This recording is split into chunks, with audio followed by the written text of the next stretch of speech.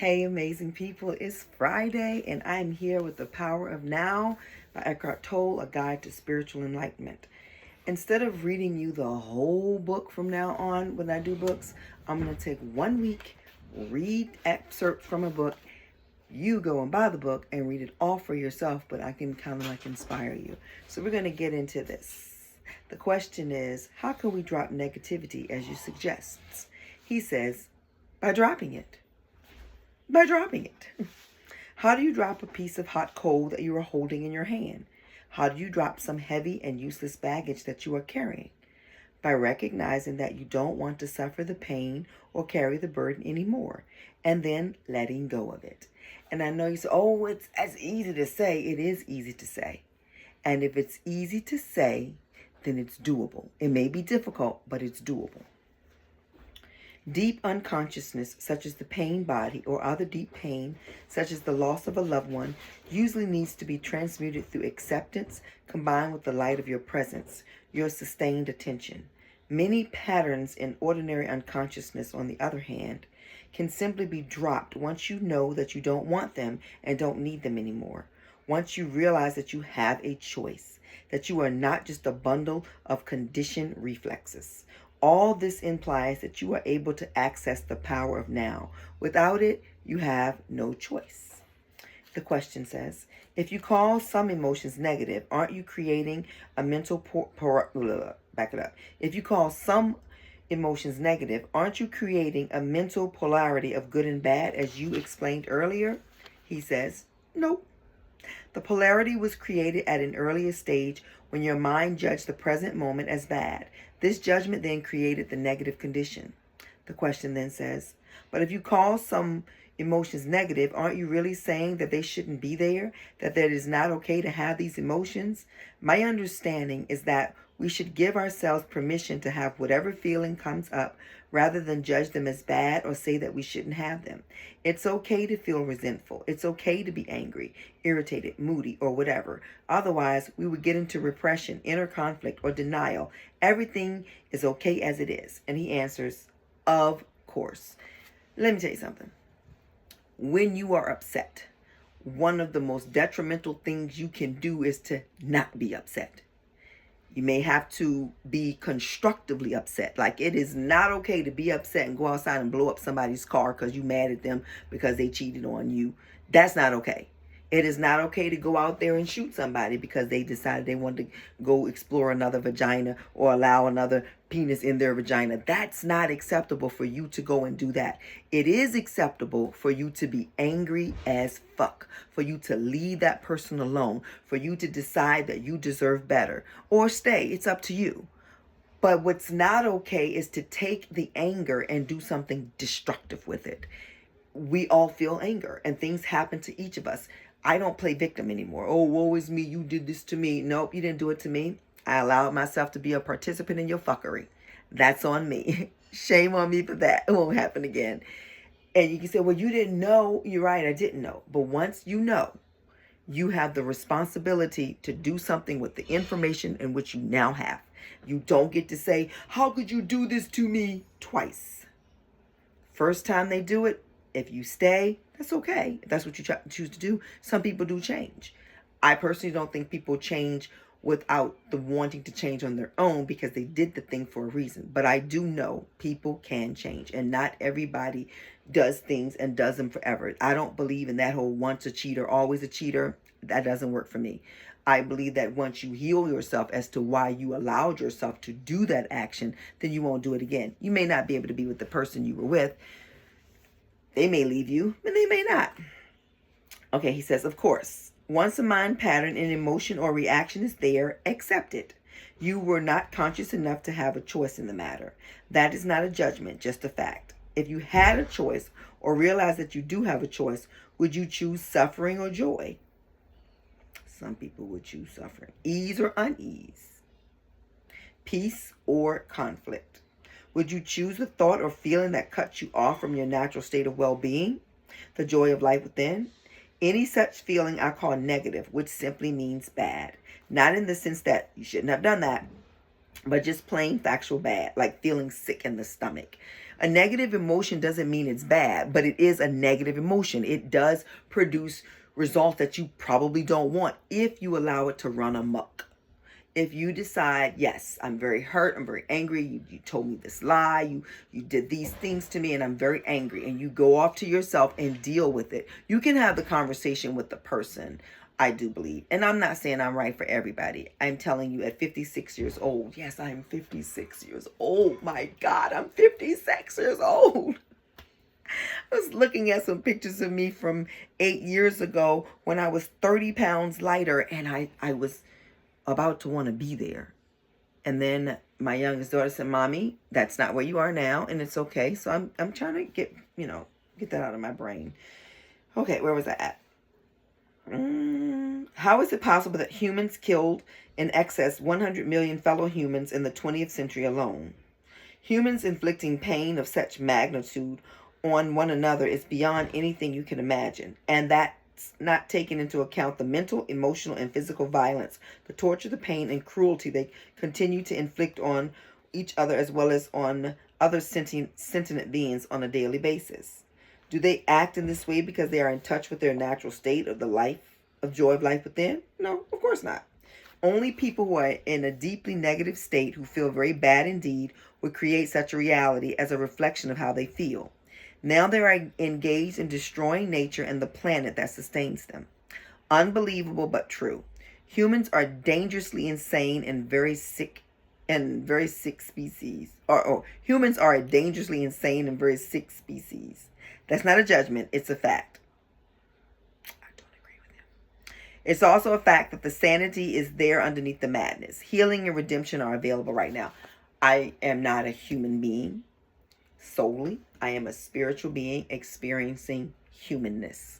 And in that, if the spiritual is bigger than the humanness, then I can do a whole lot more good. If the human is bigger, then you're this. Yes, so I guess he's right. He said humans. So yeah, if you're in a human state, you are dangerously insane and very sick. So yeah, I guess he was saying the same thing. I didn't agree with it until I had to read it again. Coming back specifically to what you said, it is certainly true that when you accept your resentment, moodiness, anger, and so on, you are no longer forced to act them out blindly, and you are less likely to project them onto others. But I wonder if you are not deceiving yourself. When you have been practicing acceptance for a while, as you have, there comes a point where you need to go on to the next stage where those negative emotions are not created anymore. If you don't, your acceptance just becomes a mental label that allows your ego to continue to indulge in unhappiness and so strengthen its sense of separation from other people, your surroundings, your here and now. As you know, separation is the basis for the ego's sense of identity. True acceptance would transmute those feelings at once. And if you really knew deeply that everything is okay, as you put it, and which of course is true, then would you have those negative feelings in the first place? If everything is okay, I personally think you're not going to just get there right away. Personally, I think you can be at the space where you're like, I'm fucking angry. This happened. I'm going to deal with it. I set a timer. Now, I didn't always do that. Now, so I'm going to give myself 10 minutes to let all of the emotion out of the situation. If it's something minor, if it's something like the loss of somebody, I'm going to give myself more time because I'm not going to force myself to think I'm supposed to be over the loss of somebody I love so quickly. I don't care what this book says or any book says. I could be in the now moment and mourn somebody that is no longer in the physical form with me. They're back in full spiritual form. And of course, I can reach them and talk to them, but sometimes I want to talk to them and touch them. So yeah, I don't agree with everything. I also don't think you have to agree with everything. This is it for the power of now. It's time to move on. This book is thick and long and I'm bored. Not bored with the book, bored with continuing to read it to you all. I feel like it's time to move on to something else. So I'm revamping again where I think I'm going to take one book and on the Sunday, Wednesday, and Friday, read from that book and move on to the next, so that you can then get the book and indulge in it yourself, make notes in it. So that brings me to this amazing journal that I authored myself. I am who I say I am. An original journal created by Tracy Lene. This book is wonderful. And I'm going to read this front part again. I read it to you before. I'm going to read it again. This is the opening. It says, a fancy way of saying what this journal is all about and how to use it. First, thank you a billion times for trusting me with your hard-earned dollars. This journal is a reflection of my journey to inner peace and acceptance of myself. The first line in Maxwell's song Lifetime sums it up. I was reborn when I was broken. We all have traumas, and it is my humble belief that traumas are not punishments from the God of our chosen understanding, but lessons disguised as pain. It is my belief that they are opportunities to look within and discover our root feelings about ourselves. I personally felt unworthy of love, money, respect, success, loyalty, and forgiveness because I was not a planned pregnancy. I was a derailment. My mom is super smart and she was on the track to great things academically. She skipped 2 grades. My mother loves me to the moon and back, but being 16 and pregnant in 1968 was not a walk on the beach at sunrise.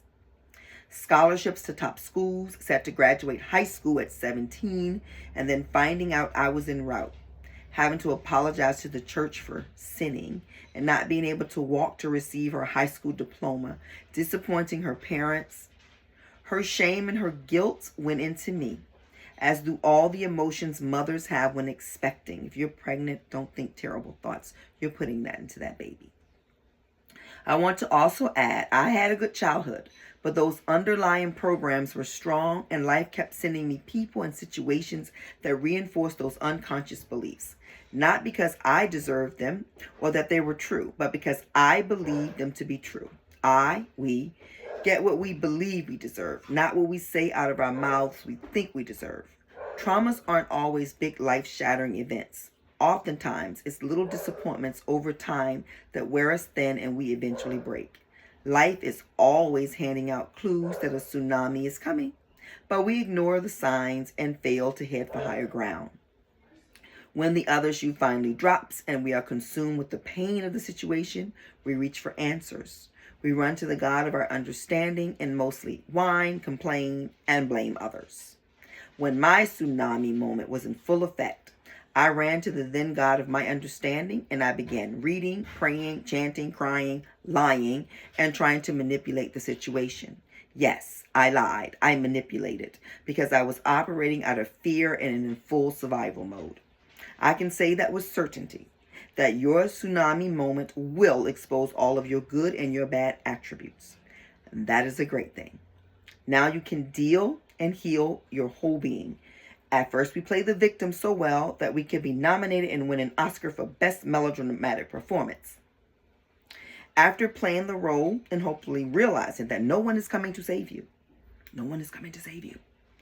The tool that helped me, let me see when I go back. After playing the role and hopefully realizing that no one is coming to save you, you have to use one of the many or billions of tools already in rotation by millions of people to save yourself. The tool that helped me the most was repetitive writing, command affirmation statements. Rewiring the brain is a major key to successfully achieving the life you would enjoy to the fullest. This journal is compiled with the statements I used to pull myself out of the middle of the ocean when my tsunami left me drowning and depleted. Repetition is the mother of learning. Repetitively writing will send signals to your subconscious mind that you now believe what you are writing. Again, rewiring your subconscious mind is the key to the life you desire. How you use this journal right here, there are 10 command statements. So one of them would be, today I will not make excuses, I will make changes. And then what you do is you're going to write that. So I'm going to do another one. My tears are not weaknesses, I can cry and be strong at the same time. And then on this page, you write that as many times as you can. And on the opposite page right here, this is the reflection page. What did you feel like when you were writing this? All of that you were writing. It says you write out the thoughts and feelings that come up while repetitiously writing the affirmation on the previous page. And then there's an action step after you do all of that. The action step for this one would be to watch your favorite comedy and actually laugh out loud. You do these same 10 ones 3 times and see, you'll see it right here. You'll get to that 10, one a day, and this is, you did it. Again, 20 days. Now it's time to do it again. You just keep doing it. You do it thrice. And then there's blank pages in the back so you can write some of your own repetitive statements. And then the one that I love the most, I am not an imposter. I am who I say I am. You will write that over and over and over again. And what's going to come up is the things that make you feel like an imposter. This is the journal that I'm starting on now. I've already completed one. It's over there. And I'm starting on it again because I know it works. So I can't promote something or make something and don't know if it works. So it works. I've grown tremendously as a mother, as a teacher, as a friend. I've grown into this beautiful being because I continue to let myself grow. And part of it for me is repetitively writing command statements, rewiring my brain. And maybe that's something that can work for you. This is hardback and I have paperback. I'm selling the paperback ones because it's cheaper to print because I self-published. This one is $35 worth every bit of it. Self-help actually can cost more than that. And then you got to pay for shipping and handling, but depending on where you are. So if you're interested, please leave it in the comments and let me know, and I will get you this beautiful journal made by me. I am who I say I am. I'm working now on affirmation cards so that by the holidays I'll have those ready for 2025, because for those of us, if we're blessed to see 2025, we got to hit the ground running. We got to do what we came here to do, because time is always ticking, not just for me at 56, but for you at 36, 26, 16, 48, whatever age you are, time is ticking. So thank you so very much for your time. Remember, so on Sunday, we start a new book. I think I'm going to go with Iyanla's book, Trust. Read a little bit of it for 3 days and move on to the next book instead of trying to read all the way through. Now, I'm going to finish this book for myself because it's really good. But just reading it to you, it didn't feel like that's what I should do. Now, this channel is new. I'm committed to it. So see ya Sunday. Bye, guys. Have an amazing weekend. Love ya.